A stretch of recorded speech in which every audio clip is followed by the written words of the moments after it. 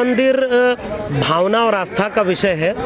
राम मंदिर से शिक्षा और रोजगार नहीं मिलने वाला, ये सब लोग जानते हैं। हम तो इस बात के लिए चिंतित हैं कि आज़ाद भारत की बुनियाद जिस संविधान के आधार पर रखी गई, उसमें मंदिर बनाना राज्य और सत्ता की जिम्मेदारी नहीं थी। उसकी जिम्मेदारी थी विश्वविद्यालय बनाना, उसकी जिम्मेदारी थी नौकरी और रोजगार के अवसर मुहैया कराना, किसान मजदूर को 2 वक्त की रोटी की बात करना।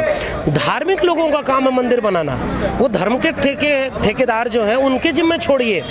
आपको जनता ने चुना है तो मंदिर बनाने के लिए नहीं चुना है, आपको मस्जिद बनाने के लिए नहीं चुना है, मॉब लिंचिंग के लिए नहीं चुना है, आपको ये सारे काम करने के लिए नहीं चुना है। आप वह काम तो कर नहीं पा रहे, इसीलिए आप जनता को मूर्ख बनाए रखना चाहते हैं। और दूसरी बात, जब विश्वविद्यालय नहीं रहेंगे, शिक्षा सबको नहीं मिलेगी, तो ऐसे ही मूर्खों की जमात तो पैदा होगी जो मंदिर में जाके कीर्तन करेगी, जो उनको शिक्षा और रोजगार नहीं मिला है तो भी राम का नाम जपेगी। जो 1500 जो फैक्ट्री में मजदूरी करेगी लेकिन कहेगी कि 1500 रुपये मैंने लड्डू बांट दिए। देखिए, अगर नई पीढ़ी के जो शिक्षित लोग हैं वो इस बात को समझ रहे हैं, आम आवाम तो अभी भी सांस्कृतिक तौर पर, आर्थिक तौर पर, सामाजिक तौर पर बहुत पिछड़ी हुई है, तो वो भटकी हुई है। विश्वविद्यालयों में पढ़ने वाली पीढ़ियां इस तरह के छलावे के खिलाफ खड़ी होती, सवाल करती। अगर यह सवाल पूछा जाता तो इनका एजेंडा डाइल्यूट होता। इसीलिए तो विश्वविद्यालयों को बर्बाद किया जा रहा है। एक विश्वविद्यालय में पढ़ने वाला व्यक्ति ना, जब घर अपने बात करता है तो उसके बाप भी उससे पूछते हैं कि डिग्री पूरी हो गई तो नौकरी मिलेगी कि नहीं। क्यों नहीं उसके लोग ये कहते कि जाओ मंदिर बनाओ विश्वविद्यालयों में? क्यों? क्या इस देश की आम आवाम अपने अपने बच्चों को मंदिर बनाने के लिए, मॉब लिंचिंग के लिए भेजने को तैयार है? अगर तैयार है तो विश्वविद्यालयों को बंद करो, हर विश्वविद्यालय में एक देवालय बनाओ। अगर नहीं तैयार है, शिक्षा, स्वास्थ्य, रोजगार चाहिए, तो मैं कह रहा हूं मंदिर बहुत जरूरी मुद्दा नहीं है। विश्वविद्यालय बनाओ, हर जिले में एक जेएनयू बनाओ, डीयू बनाओ, हर जिले में सरकारी स्कूल बनाओ। सरकारी स्कूलों को बर्बाद कर दिया, वहाँ पर पब्लिक स्कूल बने हुए हैं। पब्लिक स्कूलों में किनके बच्चे पढ़ते हैं? वैसे विश्वविद्यालयों को बर्बाद कर देंगे तो आप जाके देखिए, एमआईटी यूनिवर्सिटी, गलगोटिया यूनिवर्सिटी और ये तमाम तरह के, अशोका यूनिवर्सिटी, शारदा यूनिवर्सिटी, इनमें कौन लोग पढ़ रहे हैं? यही डिग्रियां लाखों मिल रही है। तो जो मनुस्मृति का समाज था ना कि पढ़ेगा कौन, ये तय है। अपर कास्ट, अपर क्लास, पुरुष जो नहीं पढ़ेगा, संविधान की वजह से वो सब पढ़ने लगे थे, सवाल पूछने लगे थे।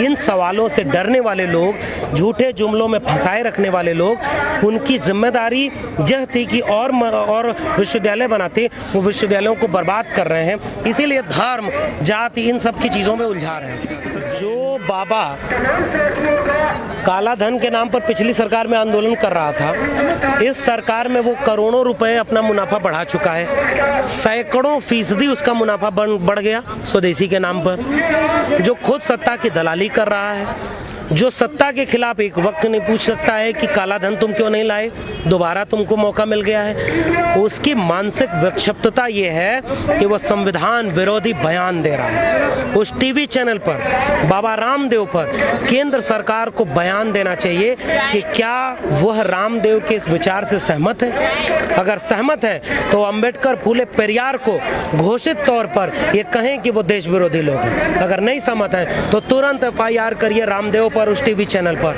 क्योंकि आपका संविधान ही जिसने बनाया वो बाबा साहब अंबेडकर, उनके नेतृत्व में बना। फूले, पेरियार जिन्होंने ब्राह्मणवादी, मनुवादी सत्ता के चुनौती को ललकार करके ध्वस्त किया और समतावादी समाज बनाया। ज्योतिबा फूले, सावित्रीबाई फूले, फातिमा शेख को, और बामसेप में कहाँ लिखा है कि जो अपर कास्ट है, जिन्होंने हमारा शोषण किया, उनको देश से निकालो। चाहे बामसेप हो, पेरियार हो, फूले हो, अंबेडकर हो, मंडल हो, कांशीराम हो, इन्होंने क्या सवाल किया? जिसकी जितनी संख्या भारी, उसकी उतनी हिस्सेदारी।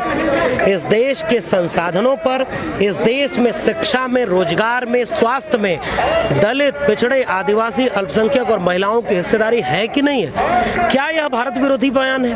क्या यह आतंकवाद है? अगर यह आतंकवाद है तो हमें मंजूर है आतंकवादी होना। अगर आतंकवाद नहीं है तो केंद्र सरकार तत्काल ये निर्णय ले कि वो बाबा रामदेव और उस टीवी चैनल के ऊपर एफआईआर दर्ज करती है, क्योंकि यह संविधान विरोधी है, ये बहुजन विरोधी है, सामाजिक न्याय विरोधी है। यही बाबा थे जो कहते थे कि काला धन वापस आएगा, जैसे आपने कहा पेट्रोल 30 से 35 रुपए 40 रुपए मिलेगा, तो कैसे लगता है? ये बाबा काला धन वापस लाया होगा तो अपने बिजनेस में लगाया होगा, क्योंकि देश को तो इसने नहीं बताया कि उसका बिजनेस कई गुना बढ़ गया। ये बाबा अगर पेट्रोल सस्ता पा रहा होगा तो सकता है खुद की गाड़ियों के लिए पा रहा होगा।